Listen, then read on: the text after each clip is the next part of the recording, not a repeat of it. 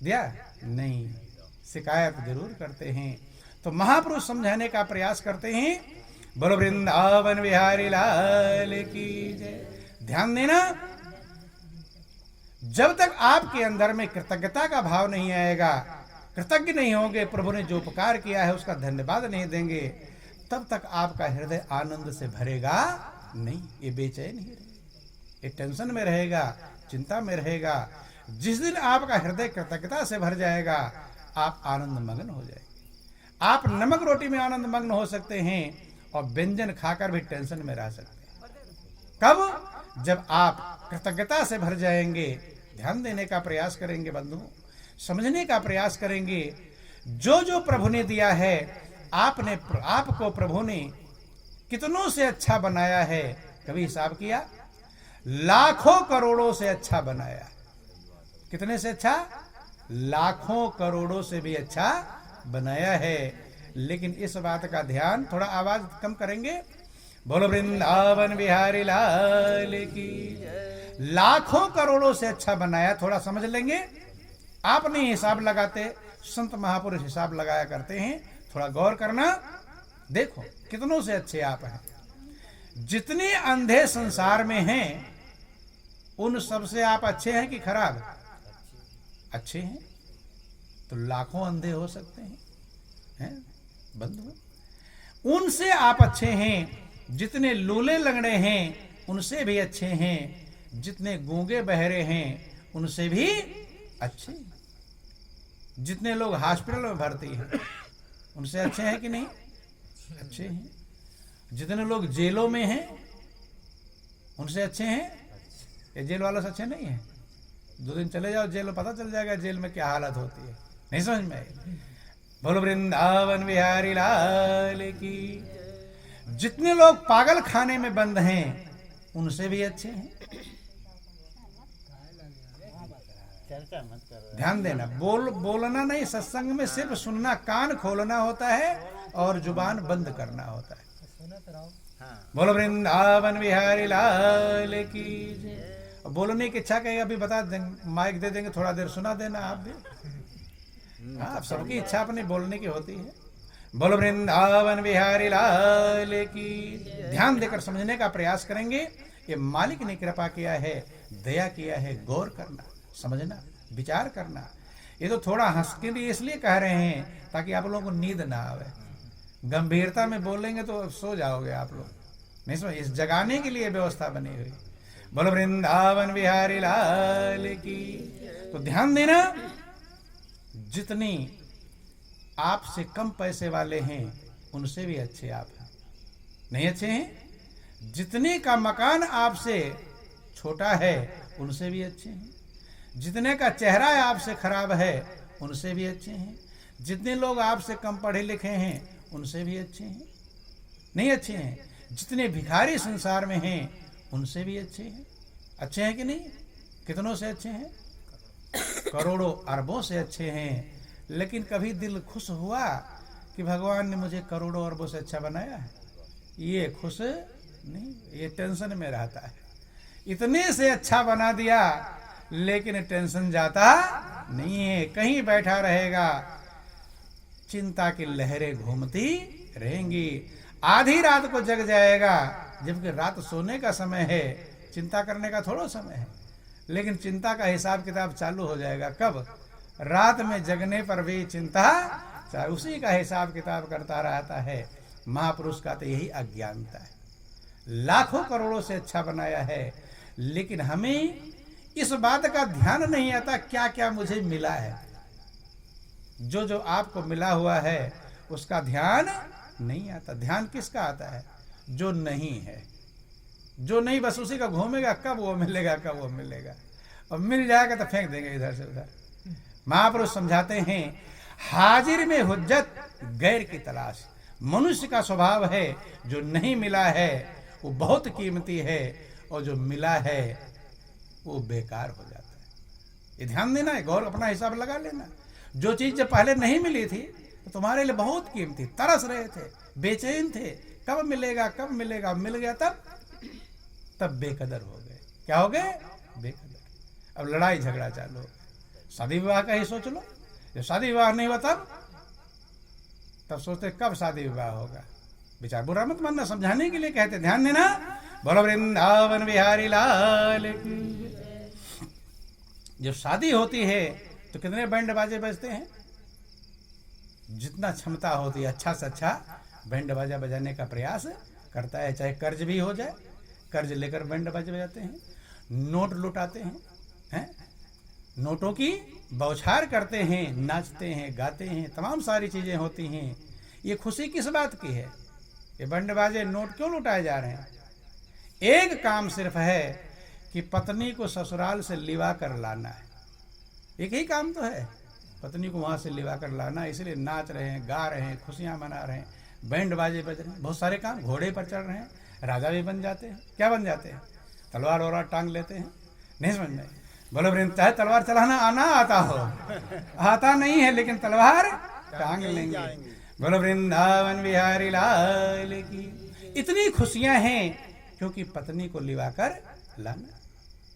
अरे अभी तो इतनी खुशी है, अभी तो न तुम्हारा इतनी खुशी है, लेकिन वही पत्नी जिसके लिए नाचे गए थे, जो तो 4 साल शादी के बाद बीत जाता है तब, और भूल से भी गलती हो जाए तब मोटका मुंगर उठा लेते हैं।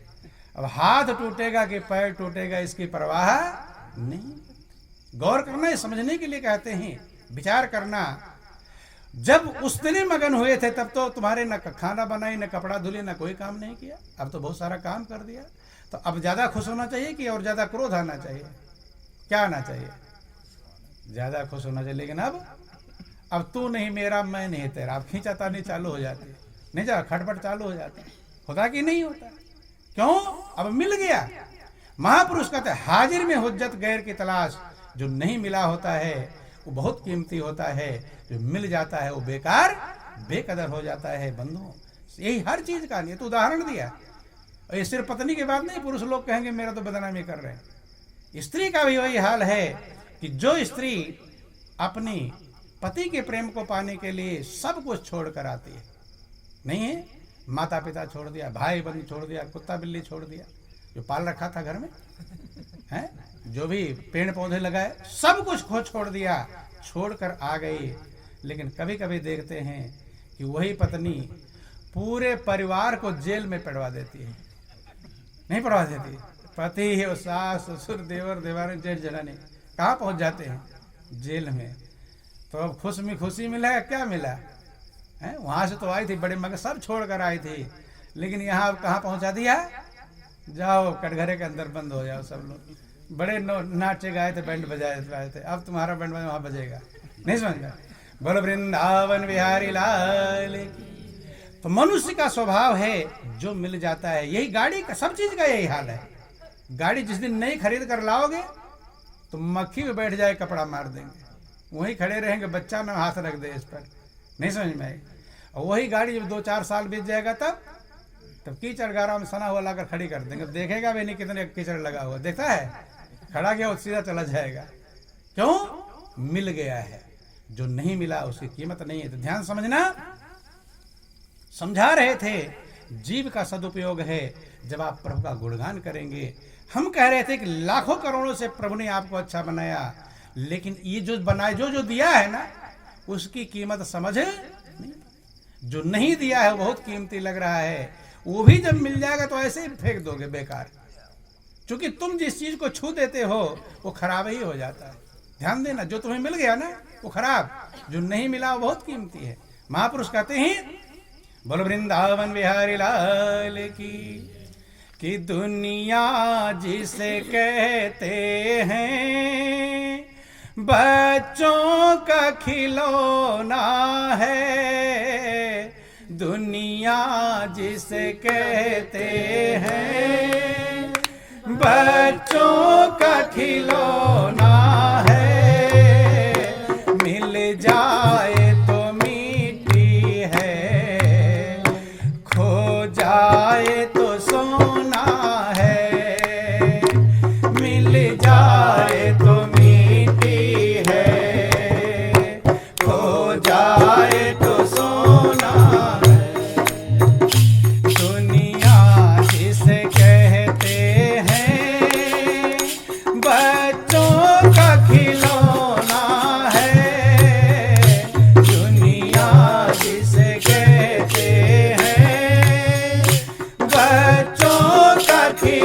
सोना है, मिल जाए तो मीठी है, हो जाए तो सोना है, मिल जाए तो मीठी है, हो जाए तो सोना है। जैसे बच्चे का खिलौना होता है, ऐसे आप दुनिया के सामानों को जानो। बंधु, बच्चे का खिलौना जो नहीं मिला, दूसरे बच्चे कहेगा यही मुझे दिलवाओ, नहीं है, और जब वो दिलवा दोगे तब पटकेगा इधर से उधर, तब फोड़ देगा। यही मनुष्य करता है बंधुओं। बड़े तो हो गए लेकिन बच्चे वाली अकल अभी खत्म नहीं। महापुरुष कहते हैं जो मिला है उसकी कीमत जिस दिन समझ जाओगे, आप आनंद मग्न हो जाओगे, दुख आपके करीब कभी आने वाला नहीं। छोटी सी कहानी आपको समझाते हैं। कभी कभी लोग भगवान को भी गाली बकना चालू कर देते, नहीं बकते तो दुनिया को बकते बकते फिर भगवान का भी नंबर आ जाता है। लगातार अगर बरसात होती रहे तो गाली चालू हो जाएगा, नहीं गाली चालू हो जाएगा। और जरा सा कुछ उल्टा हुआ, सास अगर खराब मिल गई, गाली किसको मिलेगा? भगवान को। अब बहू खराब मिल गई तो किसको गाली मिलेगा? अरे भगवान को आंख फूट गई थी, नहीं समझ में आई, गाली बकते हैं। महापुरुष कहते हैं कि जो नहीं मिला उसको गाली बकते हो, लेकिन जो मिला उसका धन्यवाद भी देना चाहिए। एक भिखारी का जिक्र आता है। भिखारी गालियां बकता हुआ जा रहा था, उधर से एक संत आ रहे थे। संत देख रहे गाली बक किसे रहा, क्योंकि गाली तभी बकेंगे जब वहां कोई होगा। और कभी कभी गाली बकने वाला जब वहां से जिसको सुना रहा चला जाता है तो वहीं पीछे जाता है सुनाने। अगर वो सुनेगा नहीं तो बकेगा किसे? झगड़ा करने वाला वहीं जाता है। तो ध्यान देना, गाली बकता हुआ आ रहा है, संत उधर से आ रहे थे। संत ने कहा भाई गाली किसे बक रहे हो, पूरा खुला मैदान है और कहीं है नहीं वहां। तो संत ने मजाक में कहा मुझे ही गाली बक रहे हो क्या? कि नहीं महाराज आपने क्या किया, आपको क्यों गाली बकूंगा। कहे फिर? कहता है सबसे बड़ा नालायक भगवान है। कौन है? भगवान।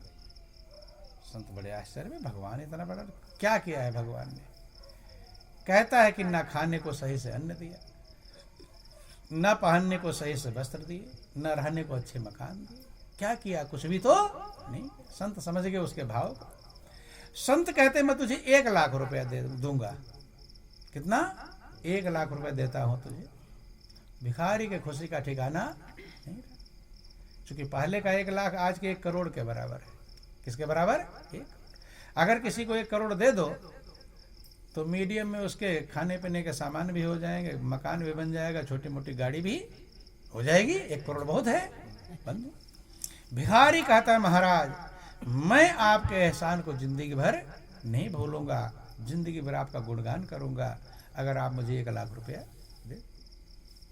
संत कहते मैं तुझे 1 लाख रुपया देता हूं, लेकिन दोनों आंखें मुझे दे दे। क्या दे दे? दोनों आंखें।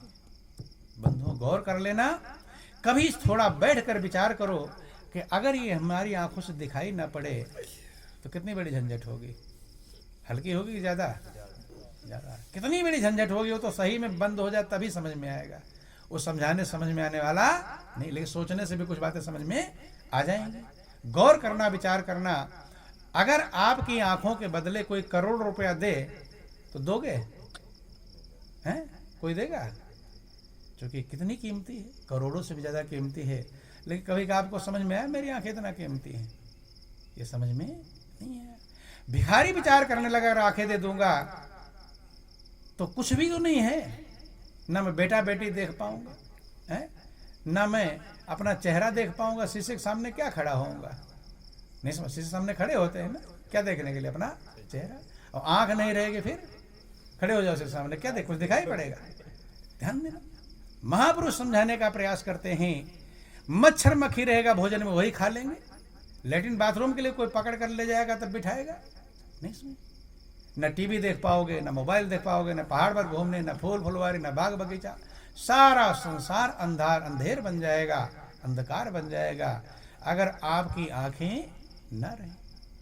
लेकिन कभी आपको इस बात का ज्ञान नहीं आया कि प्रभु ने मेरे ऊपर कितनी बड़ी कृपा किया है, मुझे दोनों आंखें लगा रखा है। अरे कुछ ना करो, धन्यवाद तो दे दो। लेकिन धन्यवाद देने का नंबर नहीं आता। सब कुछ सोच, भिखारी सोच रहा है अगर आंखें दे दूंगा तो लाख रुपया जो देंगे वो असली है कि नकली कौन पहचानेगा? भाई कागज के टुकड़े दे दे, आंख नहीं तो कैसे पहचानूंगा? निष्कर्ष निकालकर भिखारी कहता है, महाराज मैं आपको लाख रुपए में आंखें दे नहीं पाऊंगा। संत कहा चल आंखें ने दोनों हाथ ही दे दे। अब हाथ के बारे में विचार करने लगा, क्योंकि हर एक एक अंग जो प्रभु ने दिया है बंधु।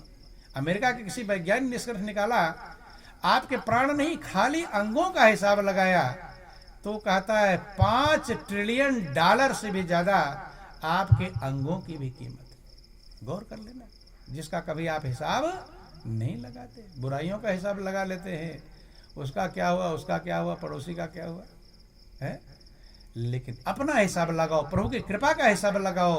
कितनी बड़ी कृपा प्रभु ने। जब संत कहते दोनों हाथ ही दे दे, मैं लाख रुपया देने को तैयार हूं।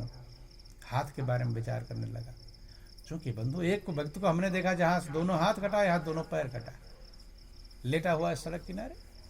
लोग आ रहे हैं, जा रहे हैं, आ रहे हैं, जा रहे हैं। कोई सेब रख दिया, कोई संतरा रख दिया, कोई केला रख दिया, कोई पैसा रख दिया। रख तो दे रहे हैं, हम भी वहीं खड़े हो गए 15-20 मिनट, देखे लोग क्या करते हैं, रख रहे हैं। एक को भी नहीं देखा उतने देर में, आधे घंटे में, कि कोई केला छील कर उसे खिला दे। अगल बगल रखा हुआ क्या लाभ जो उसके हाथ नहीं और पैर नहीं समझ में बंधु। कारण जब आप छोटे बच्चे थे तो माँ बाप आपको खाना खिलाते थे, बड़े प्रेम से खिलाते थे, नहीं खिलाते थे? लेकिन अब माँ बाप बूढ़े हो जाए और तुम्हें माँ बाप खिलाना पड़े, वही प्रेम रहेगा तुम्हारे अंदर जैसे प्रेम से माँ बाप ने खिलाया था? रहेगा वो प्रेम? वो प्रेम आने वाला नहीं है। न तुम प्रेम से खिला पाओगे और न माँ बाप को मिठास मिलेगी वो मिठास जो मिठास छोटेपन में तुम्हें मिला था।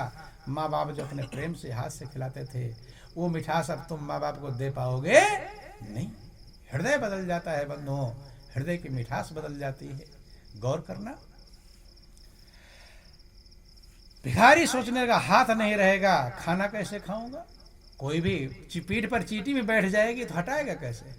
देखो, मनुष्य को हाथ दिया है। पशु को आपने गौर किया होगा, भैंस को कहीं खुजलाता होगा ना, तो जगह ढूंढती कहाँ सेट होगा खुजलाना, जहां खुजला रहा है, खूंटे में, पेड़ में, कहीं रगड़ती है, देखा है? क्योंकि जिस जगह पर खुजला रहा है वहां क्या चीज पहुंचेगी, हाथ से पकड़कर तो खुजला नहीं सकती, तो वो ढूंढती है, खूंटा टेढ़ा हो, पेड़ टेढ़ा हो, रगड़ती है, कट जाता है, लेकिन वहां नहीं पहुंच पाता जहां उसे खुजला रहा। कितनी बड़ी असमंजस की बात। देखते सब हैं, विचार नहीं करते। ये सत्संग विचार करने के लिए मिलता है बंधु। जो बातें आपको बता रहे जानते सब हैं, लेकिन विचार नहीं करते, और विचार नहीं करते तो कल्याण नहीं हो बंधु। सोचने लगा हाथ दे दूंगा, कोई भी न कपड़े पहन पाऊंगा न नहा। एक दिन जब आपकी अंगुली जरा से कट जाए, उसमें पट्टी बंधी हो, नहाना देख लो कैसे नहाओगे। एक हाथ इधर, एक हाथ से सही सेटिंग भी नहीं होती, साबुन लगता है सही से। तो प्रैक्टिकल हुआ होगा सभी को, जब कुछ कट गया होगा थोड़ा बहुत, थोड़ी बहुत झंझट हो जाती, इतनी परेशानी हो जाती है, हाथ ही नहीं रहेगा तो कितनी बड़ी परेशानी होगी। भिखारी मना कर देता है, महाराज मैं हाथ भी नहीं। कहा चल दोनों पैर ही दे दे, पैर की भी समस्या है, ना उठ पाऊंगा, ना चल पाऊंगा, ना जा पाऊंगा, ना कुछ कर पाऊंगा, एक जगह पड़ा रहूंगा, सांप आया रहेगा भाग नहीं पाऊंगा, कुत्ता आता रहेगा नहीं भाग पाऊंगा, ध्यान देना। तमाम सारी बातें विचार किया, कहता महाराज मैं पैर भी नहीं देता। तो ध्यान देना, संत कहते हैं 3 लाख हो गया। कितना हो गया? 3 लाख। भाई आंख नहीं दे पा रहा है 1 लाख में, तो 1 लाख से ज्यादा आंख की हो गई। हाथ नहीं दे पा रहा, 1 लाख उसका हो गया, पैर का। और मैंने तुझसे क्या कहा था कि मैं तुझे 1 लाख रुपए देता हूं, तू कहता मैं जिंदगी भर धन्यवाद दूंगा, जिंदगी भर एहसान नहीं मानूंगा। तो प्रभु ने 3 लाख से 3 लाख 3 ही अंक गिनाया हूं। अभी फेफड़ा, गुर्दा, किडनी, यकृत, क्या क्या तेरे पास प्रभु ने दिया है, और तू कह रहा है भगवान नालायक, भगवान ने मुझे कुछ ध्यान देना। इतना कहना था, एकदम मगन होकर नाचने लगा, इतना मगन हो गया कि प्रभु ने मुझे सब कुछ दिया है, अब मेरे पास कोई कमी नहीं। जिस दिन आप समझ लोगे प्रभु ने मुझे क्या दिया है, आप आनंद मग्न हो जाओगे। लेकिन आपका ध्यान जो नहीं दिया बस वहीं लगा हुआ है। ये नहीं मिला, ये नहीं मिला, ये बस वो रात दिन घूम रहा है रील। वो रील हटती, वो दे देगा तो फिर दूसरी रील चालू हो जाएगी। वहां रुकने वाले नहीं हैं, क्योंकि इच्छाएं अनंत हैं। महापुरुष समझाने का प्रयास करते हैं। बोलो वृंदावन बिहारी लाल की। ऐसे अनेक अंगों को तुलसीदास ने गिनाया। कहते अगर आंख संत के दर्शन नहीं करती तो आंख मोर के पंख में बनी हुई आंख के समान है। तमाम सारी बातें लिखी हुई हैं, ज्यादा टाइम नहीं, 60 में समझा रहे हैं आपको कि नैननि संत दरस नहीं देखा और लोचन मोर पंख कर लेखा। मोर के पंख में आंख से बनी होती है लेकिन उसे दिखाई पड़ता नहीं। ऐसे आंख लगी तो है। जगर संत महापुरुषों के दर्शन नहीं किया, प्रभु के दर्शन नहीं किया तो ये आंखें बेकार हैं। आगे सर का वर्णन किया। ते सर कट तुम्बर समतोला जे न नमत हरि गुरु पद मोला। वह सर कड़वी तुमड़ी के समान है जो गुरु के चरणों में नहीं झुकता, प्रभु के चरणों में नहीं झुकता। तुलसीदास सोचा इतने अंग है कितना मैं गिनाऊं, बहुत अंग हैं, एक एक अंग का क्या बखान करूं, इसलिए पूरे शरीर का उन्होंने वर्णन कर दिया। क्या वर्णन किया कि जिनके हृदय भगति नहीं आनी और जीवत सव समान ते प्राणी। जिसके हृदय में प्रभु की भक्ति नहीं उत्पन्न हो पाई, प्रभु का प्रेम नहीं उत्पन्न हो पाया, प्रभु का लगाव नहीं उत्पन्न हो पाया, वह मनुष्य मुर्दा है। क्या है? मुर्दा। रामायण भी कह रहे, आप लोग कह रहे थे मानता हूं, तो रामायण की बात मानो। जिनके हृदय भगत नहीं आनी और जीवत सब समानते प्राणी। वो प्राणी जिंदे ही मुर्दा है। मरा मुर्दा सब देखे होंगे, देखा है, लेकिन जिंदा मुर्दा वो है जिसके हृदय में मालिक के चरणों में प्रेम नहीं उत्पन्न हो पाया। क्या नहीं उत्पन्न हो पाया? प्रेम, प्रभु से लगाव नहीं हो पाया। वो क्या है? जीते ही क्या है? मुर्दा। क्या है? मुर्दा। और मुर्दा जहां रहता है उस जगह को क्या कहते हैं? शमशान। क्या कहते हैं? तो आप जहां पर रहते हो और अगर प्रभु के चरणों में आपका प्रेम नहीं उत्पन्न हुआ तो जगह क्या कहलाएगा? शमशान। इसलिए वो घर शमशान कहलाता है। क्या कहलाता है? शमशान। ध्यान देना, थोड़ा बुरा मत मानना। महापुरुषों सच्चाई समझाने का प्रयास किया।